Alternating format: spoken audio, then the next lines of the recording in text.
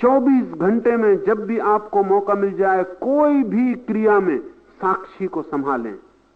साक्षी के संभालते दो परिणाम होंगे, क्रिया धीमी हो जाएगी, कर्ता क्षीण हो जाएगा, और विचार और बुद्धि कम होने लगेगी, विचार शांत होने लगेंगे, बुद्धि का ऊहापोह बंद हो जाएगा।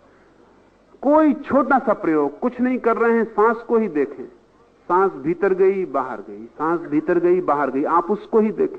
लोग मुझसे पूछते हैं कोई मंत्र दे दें, मैं उनको कहता हूं मंत्र वगैरह ना लें, एक मंत्र परमात्मा ने दिया है, वो श्वास है, उसको देखें। श्वास पहला मंत्र है। बच्चा पहला पैदा होते ही पहला काम करता है श्वास लेने का, और आदमी जब मरता है तो आखिरी काम करता है श्वास लेने का। श्वास से घिरा है जीवन। जन्म के बाद पहला काम श्वास, वो पहला कृत्य है। आप श्वास लेके ही करता हुए हैं, इसलिए अगर आप श्वास को देख सकें तो आप पहले कृत्य के पहले पहुंच जाएंगे। आपको उस जीवन का पता चलेगा जो श्वास लेने के भी पहले था, जो जन्म के पहले था। अगर आप श्वास को देखने में समर्थ हो जाएं तो आपको पता चल जाएगा कि मृत्यु शरीर की होगी, श्वास की होगी, आपकी नहीं होने वाली।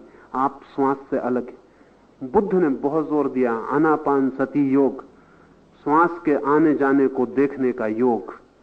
वो अपने भिक्षुओं को कहते थे तुम कुछ भी मत करो, बस एक ही मंत्र, श्वास भीतर गई इसको देखो, श्वास बाहर गई इसको देखो, और जोर से मत लेना, कुछ करना मत, श्वास को सिर्फ देखना, करने का काम ही मत करना, सिर्फ देखना।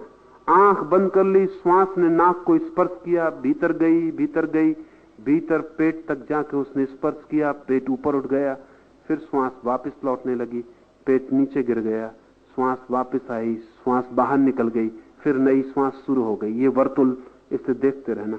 अगर आप रोज 15-20 मिनट सिर्फ श्वास को ही देखते रहें तो आप चकित हो जाएंगे। बुद्धि हटने लगी, साक्षी जगने लगा, आंख खुलने लगी भीतर की, हृदय के द्वार जो बंद थे जन्मों से खुलने लगे, सरकने लगे।